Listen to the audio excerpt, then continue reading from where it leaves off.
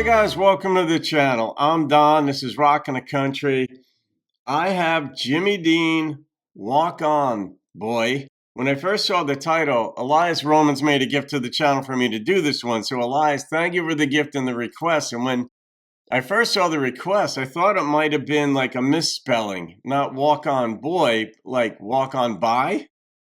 But no, it's Walk On, comma, Boy. So I don't know what this one's about. We're going to find out. So here we go. I'm looking forward to this one. I mean, I look forward to all of them, but with a title like that, I can't even fathom where this one is going to go. Here we go. Walk on, boy. I was born one morning, rain was falling down.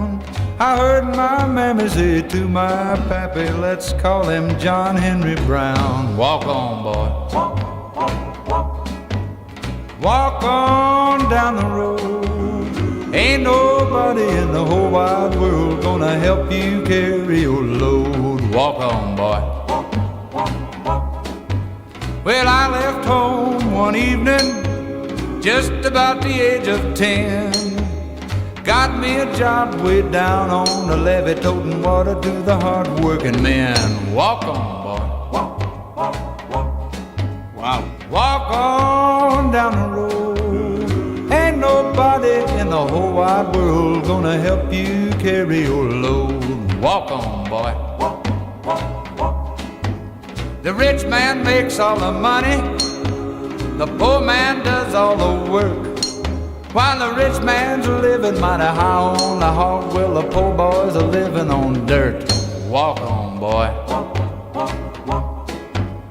Walk on down the road. Ain't nobody in the whole wide world gonna help you carry your load. Walk on, boy.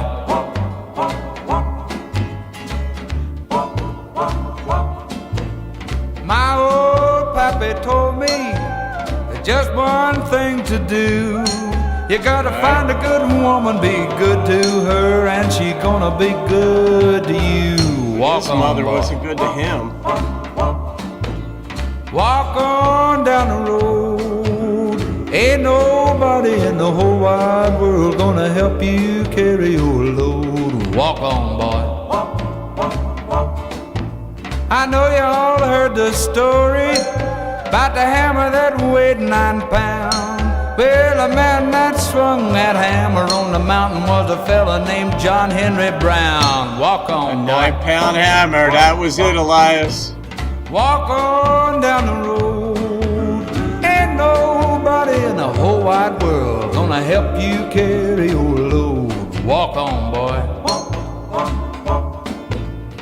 Just keep on walking. Feet dragging, back aching, but keep on walking.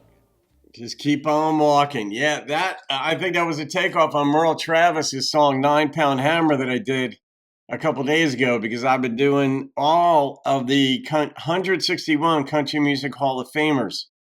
And I'd already done 145 of them, it turns out. And then I realized I hadn't done 16 of them. When I created that video, posted about a week ago as of the time of this, maybe a little less. And I narrated it. I read the names and the year in which they were inducted in chronological order from earliest in 1961. I think that was Jimmy Rogers, the first one, on up to the most recent one in April of 2026. And pretty sure that was Tim McGraw.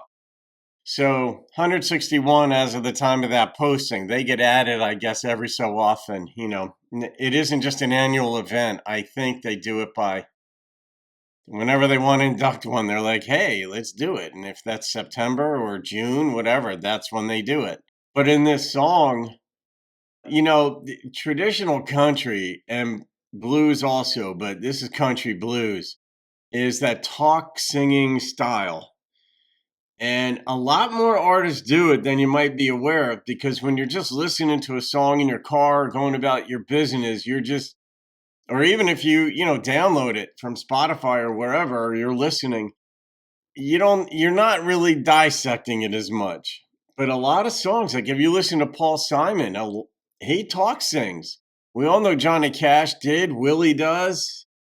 Merle sang a bit more, but it carried the tune. And then when you get into like the Carrie Underwoods and even Miranda Lambert's and such, they carry the tune. Chris Stapleton, obviously. But this was talk singing, a blues story of a 10-year-old kid who left home. And the advice that he was given, like his parents said, boy, nobody's going to help you. But it was like, well, it didn't seem like they were either, because he left home at age 10. And it wasn't like he just went out and got a part-time job helping the guys on the dock with bring them water or whatever. He left home. And then it got into, the rich man leads a cushy life and such. But that's also not entirely accurate. We human beings are prone to embellishment or exaggeration. And, when you have fortune and fame, for example, the media is just dying for you to do something wrong so they could tear you down. It's an age-old, so almost like an axiom where like the media builds you up just to rip you down. And the building up, they sell advertising for their newspapers or their online editions. And then when they can find something bad, they rip you down and that sells more stuff. So it's a cycle of feeding the media. But it is true. Obviously, there's a difference if you're worth 100 million versus when you're living paycheck to paycheck, or like the kid in this one is. But wealthy folks, they work hard. You don't get wealthy by not working, generally speaking, and then keeping it. If you have money, somebody else wants it. But it is nicer to not have to worry about money. And and I'm not in that situation now, but I get it. I understand it. I don't begrudge people at all for having money. When I look at, you hear stories of like J.K. Rowling, who wrote the Harry Potter series. And she's now, I think, like a billionaire.